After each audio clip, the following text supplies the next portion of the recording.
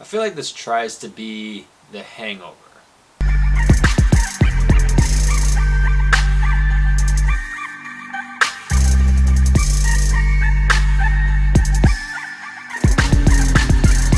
Welcome back to Tamba Takes Reviews. My name is Sean Tamba, and this is where I give you my take. Today we're doing the HBO Max series The Flight Attendant, starring Kaley Cuoco. Kaley Cuoco plays a flight attendant who wakes up with a dead man next to her. She's not sure what the hell happened because she was blackout drunk the entire night. So just like The Hangover, she tries to retrace her steps. The FBI is kind of looking into this guy whose name is Alex. And the majority of the episodes are Kaley Cuoco's character trying to figure out what happened to this dude and why his throat was slit when she woke up. The main problem I had with this was that Kaley Cuoco's character, Cassie, is not likable in the slightest. She's a drunk. She doesn't really care about anything else but herself. She's always out for herself. She's number one in her life.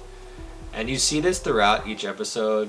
We see it in the very beginning when she's talking to her brother, dealing with his kids, and she doesn't necessarily blow him off, but you can tell she's not like the best sister or the best person in general. And each episode, she does other things that would annoy you. At least it annoyed me. Maybe not you, annoyed me. But the constant, getting drunk is as her mechanism to kind of, well, fuck all it. I don't care. I'm gonna drink. It's gonna make me feel better.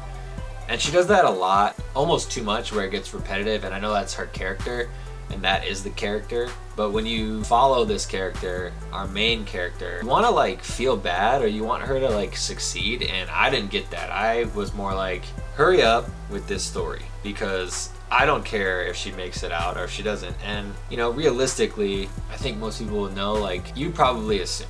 At least I did. I assumed she wasn't the killer, because if she was, I don't think this series or story gets made. Now, if she ended up, and maybe she is, maybe I'm lying, but that would be a great twist. Then you have a side plot with her, who is essentially selling information from her husband's company to the North Koreans, but you don't really get that till the last few episodes, and then something happens in that last episode and you're like, wait, are you joking me right now? Now, I won't say that that's a terrible thing. The setup of that little twist, I didn't get, because they didn't put enough story into it. It just kind of happens in the last episode and you're like, wait, are you joking?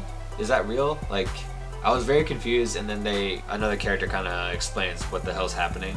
What I did like about the show was the editing. I liked the way it was put together. There's a lot of scenes where there's 3 boxes on your screen and you're kind of seeing what's happening, different angles, different situations. On phone calls, they're both on screen as opposed to intercutting with each other. I really like that. I thought that was really entertaining. It doesn't always work. This one I thought it worked very well. That was my favorite part, and I'll take lessons from that as a future filmmaker, trying to edit in a way to make it more presentable, to make it feel better for the audience. But other than that, this wasn't my kind of show, and like I said in the beginning, it's like The Hangover because she's blacked out and she's trying to work her way back to resolve, this murder. Like in The Hangover, where they go back and they try to resolve where their missing friend is. It's the same type of story, same type of problem resolution type of deal. For our main character Cassie, it's just she's so annoying from the start. Finally kind of starts to learn her lesson, but it's just too late for me to have cared enough about her throughout the entire series to where we get to the last episode and she is in danger, and it's well, you put yourself in there. I don't care if you don't make it out alive or not. But again, that's just me. That's just my opinion.